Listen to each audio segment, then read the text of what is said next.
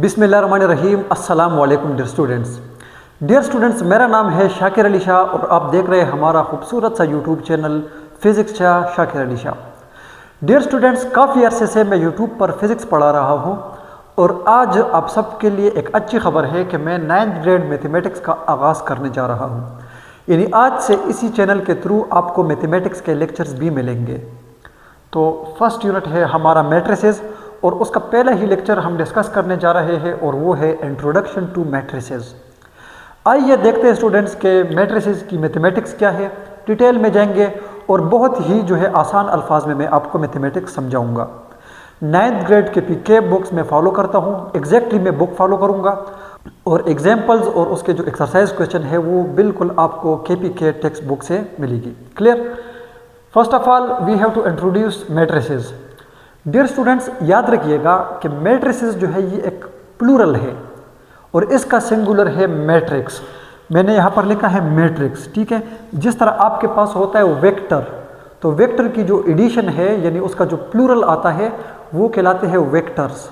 तो इसी तरह आपके पास है मैट्रिक्स और मैट्रिक्स का जो प्लूरल है वो है मैट्रिसेस, ठीक है। तो मैंने लिखा है matrices is the plural of the word matrix, ठीक है। अब इस मैट्रिसेस या मैट्रिक्स के बारे में फॉर द फर्स्ट टाइम हमें इंट्रोड्यूस किया था एक मैथमेटिशियन जिसका नाम था आर्थर केले इन 1860। मैंने यहाँ पर भी लिखा है it was introduced by a mathematician, his name is Arthur केले इन 1860। यानी 1860 में एक मैथमेटिशियन आर्थर केले ने हमें मैट्रिसेस के बारे में इंट्रोड्यूस किया था। क्लियर? अच्छा, फिर दूसरी बात यह है कि ये मैट्रिसेस जो है ये मैथमेटिक्स में बहुत ज़्यादा इम्पॉर्टेंट है। अगर आप मैथमेटिक्स पढ़ रहे हैं, भले आप जो है वो प्योर मैथमेटिक्स पढ़ रहे हैं, स्टैटिक्स पढ़ रहे हैं या आप इंजीनियरिंग पढ़ रहे हैं, तो आपका वास्ता मैट्रिसेस के साथ ज़रूर पड़ेगा। और मैंने यहाँ पर भी लिखा है matrix theory is the integral part of the mathematics, कि मैट्रिक्स थ्योरी जो है ये मैथमेटिक्स का एक बहुत ही इम्पॉर्टेंट पार्ट है। अगर आप मैथमेटिक्स पढ़ना चाहते हो तो फिर ज़रूरी है कि आपको मैट्रिक्स के बारे में पता हो। क्लियर? अच्छा, अब मैं आपको एक बात बता दूं कि ये मैट्रिक्स है क्या या मैट्रिसेस क्या है। तो डियर स्टूडेंट्स कि ये हमारे पास पूरा एक डेटा होता है। क्लियर है? फिर उसको समराइज करते हैं और हम उसको ले आते हैं मैट्रिक्स के बारे में। जिस तरह मैंने यहाँ पर एक एग्जांपल के थ्रू आपको बताया है कि let a series of cricket matches between Pakistan and India, कि पाकिस्तान और इंडिया के दरमियान कई सारे मैचेस होते हैं, एक सीरीज़ होता है। और इस एग्जांपल में मैंने आपको बताया है कि पाकिस्तान और इंडिया के माबेन 8 मैचेस होते हैं, एक सीरीज़, और उसका डेटा आपको गिवन है। इस तरह अगर आप इस टेबल में देखोगे तो जाहिर बात है आपको नज़र आएगा कि टोटल मैचेस हुए हैं 8। उसमें पाकिस्तान टीम कितनी मैच जीती है? 4, 1 ड्रा हुआ है और 3 मैच जो है वो पाकिस्तानी टीम हारी है। इसी तरह अगर आप इंडिया में देखोगे तो इंडिया टोटल 8 मैचेस खेले हैं और उनमें से वो 3 जीते हैं, 1 जो है वो ड्रा हुआ है और हारे हैं कितने? 4। अब भी इस टेबल को आप देखोगे तो आपको सारा डेटा जो है वो समझ में आ जाएगा, पूरी जो इसकी एक्सप्लेनेशन है वो आपको समझ आ जाएगी। क्लियर? अब हम क्या करेंगे कि हम जस्ट ये नंबर लिखेंगे, सिर्फ इस नंबर को लिखो, बाकी ये जो आपने कॉलम और ये रो में लिखा है नाम्स, ठीक है, टाइटल हेडिंग आपने दी है, इसको आपने हटा देना है। यानी आप जस्ट इस नंबर्स को लिख दे 88431134, 88431134। अब इस नंबर को आप स्क्वायर ब्रैकेट में लेके या आप इसको लेके पैरेंथेसिस में, ये जो आपको नज़र आ रहा है ना ये वाले, इसको कहते हैं पैरेंथेसिस, और ये जो आपको नज़र आ रहा है ये है स्क्वायर ब्रैकेट, इसके सिंबल्स है। अब इस नंबर्स को आप इस फॉर्म में लिख दें या पैरेंथेसिस में लिखे तो ये आपके पास बन जाता है मैट्रिक्स। क्या बन जाता है? मैट्रिक्स। और मैंने यहाँ पर लिखा है कि let us denote this by A. अगर मैं इसको कैपिटल ए से रिप्रेजेंट करता हूँ तो ये हो जाएगा ए इज इक्वल टू 84138314। तो ये आपके पास एक मैट्रिक्स बन गया। क्या बन गया? मैट्रिक्स। अब आते हैं मैट्रिक्स की डेफिनेशन के बारे में कि ये मैट्रिक्स है क्या। तो मैंने यहाँ पर लिखा है कि matrix, a matrix is a rectangular array of elements. या आप नंबर्स भी कह सकते हो। ठीक है, तो क्या है, a matrix is a rectangular array of elements or numbers in a square bracket. कि जब आप एक रेक्टेंगुलर वे में, एरे का मतलब यहाँ पर होता है अरेंजमेंट, एरे का मतलब क्या है, अरेंजमेंट, कि जब आप किसी नंबर्स को तरतीब के साथ स्क्वायर ब्रैकेट में लिखते हो तो हम बोलेंगे कि ये हमारे पास एक मैट्रिक्स बन गया। जिस तरह आपको यहाँ पर ये नज़र आता है कि ये ए है, मैट्रिक्स को रिप्रेजेंट करता है, और इस डेटा को मैंने क्या किया, स्क्वायर ब्रैकेट में एक ख़ास तरतीब के साथ लिखा है। ठीक है, तो ये हमारे पास बन जाएगा, क्या बन जाएगा, मैट्रिक्स बन जाएगा।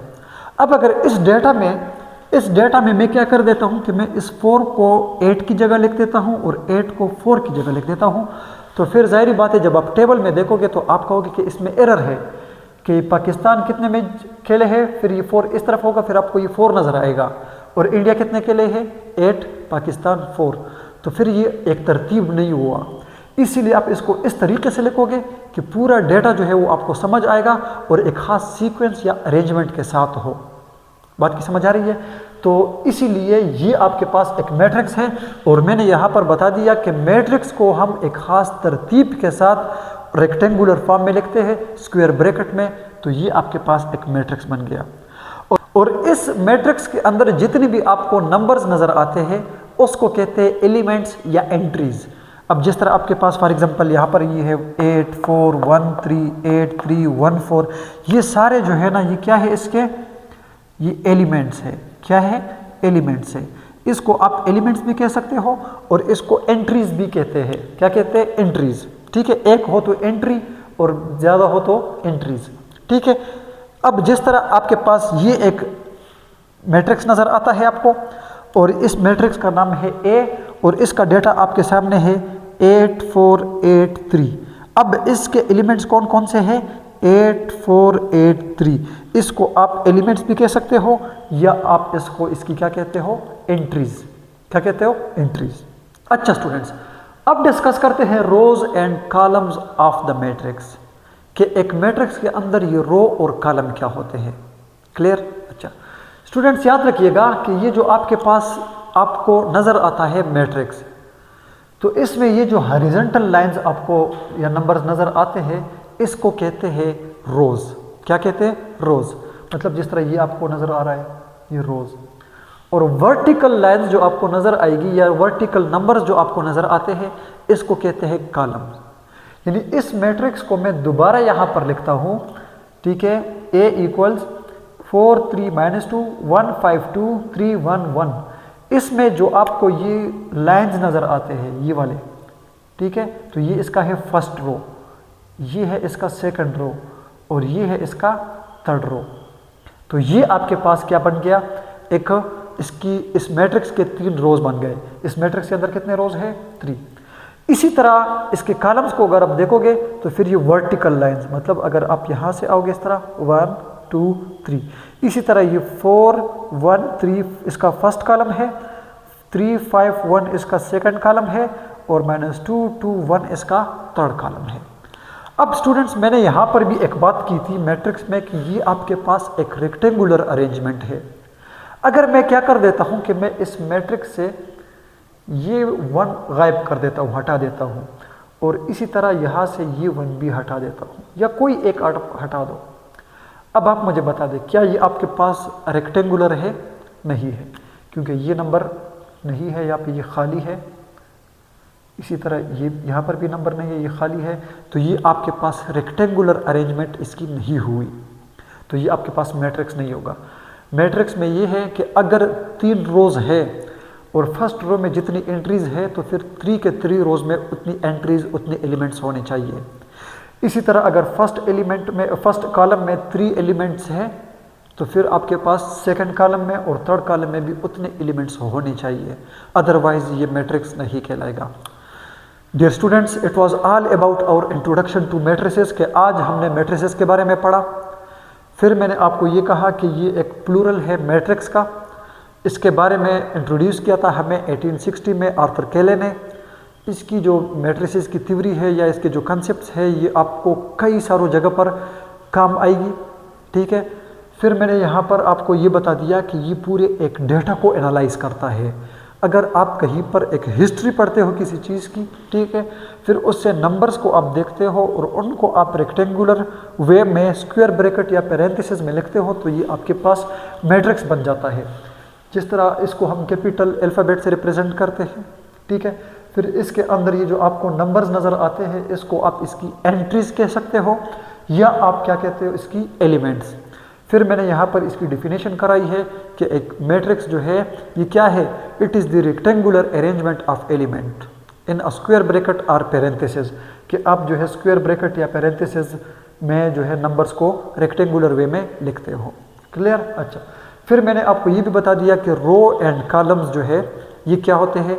फिर मैंने आपको ये भी बता दिया कि स्क्वायर ब्रैकेट में अब जब देखोगे तो ये जो आपको हॉरिजॉन्टल यानी जो लाइंस आपको नज़र आएगी इस तरह, इसको हम बोलते हैं रोज़, और जो आपको ये लाइंस वर्टिकल्स नज़र आती है, ठीक है, इसको हम बोलेंगे इसकी कॉलम्स। ठीक है। अच्छा, अब आपके लिए मैं ये बता देता हूँ कि यहाँ पर मैं एक लिखता हूँ और ये है 1 2 3 4। सबसे पहले आप मुझे ये बता दें कि ये जो आपके पास मैट्रिक्स है इसके एलिमेंट्स कौन कौन से हैं, मतलब एंट्रीज क्या है इसकी, और इसके अंदर कितने रो और कितने कॉलम्स हैं। फिर आप मुझे ये भी बता दें कि फर्स्ट रो में कौन से एलिमेंट्स आते हैं, सेकंड रो में कौन से एलिमेंट्स आते हैं, इसी तरह फर्स्ट एंड सेकंड में कौन से फर्स्ट एंड सेकंड कॉलम में कौन कौन से एलिमेंट्स आते हैं। ये आपका होमवर्क हुआ। Thank you so much. अल्लाह हाफिज़।